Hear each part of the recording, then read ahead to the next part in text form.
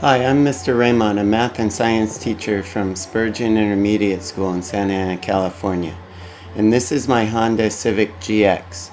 I'm running a little low on fuel, but I won't be able to gas up here because this station doesn't sell the kind of fuel that I need. Maybe in the future they will.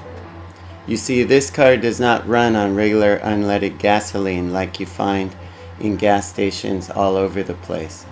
This Honda is especially equipped to run on an alternative fuel called CNG, also known as compressed natural gas. To find the nearest CNG station, I'll use a website called cngprices.com.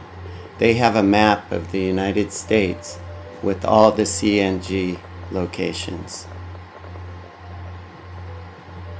Here's the map now.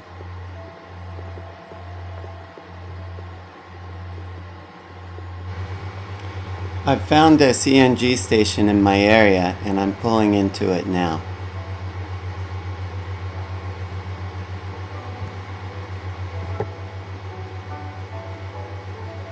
$1.97.9 for a gasoline gallon equivalent, not bad. I'll swipe my credit card, follow the on-screen instructions.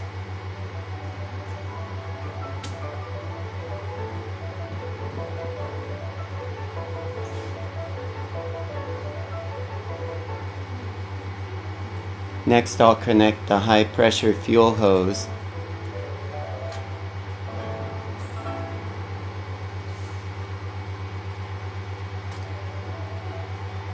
And I'll turn on the system when prompted to do so. While I'm fueling up, let's talk about some of the advantages and disadvantages of having a car that runs on CNG, compressed natural gas. There are some environmental and economic advantages that make CNG a good choice for our country. CNG is a cleaner burning fuel than gasoline, so it causes less air pollution. Natural gas is a natural resource that is plentiful in the United States. It is projected that we have enough natural gas underground to meet our country's energy needs for the next 100 years. So switching cars over to natural gas can create good jobs and lessen our dependence on foreign oil.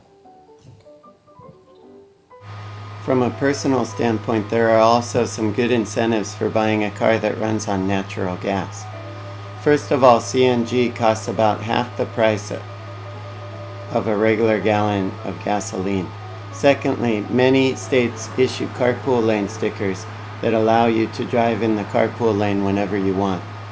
I also like the feeling that I'm doing something good for the environment. Sounds pretty good so far, but CNG is not a perfect solution. There are some questions about the way oil companies are mining for natural gas deep underground. They use a technique called fracking that is suspected by some of causing pollution to underground water supplies.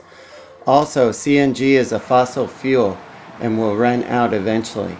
Another thing to consider is that this car has a CNG cylinder that takes up most of the trunk space and only holds enough fuel to travel about 200 miles.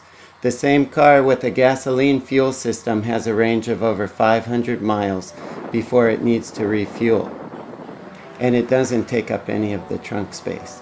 The combination of short driving range and few stations is enough to turn a lot of drivers off from CNG. Additionally, these cars cost more to buy than the identical car built to run on gasoline, so it can take years for the driver to see any real savings. Our country's finally getting serious about alternative fuels. Remember, it's your future. Be informed and be part of the discussion. I encourage you to research CNG and other alternative fuels. Keep these factors in mind: supply, environmental impact, production cost, and practicality.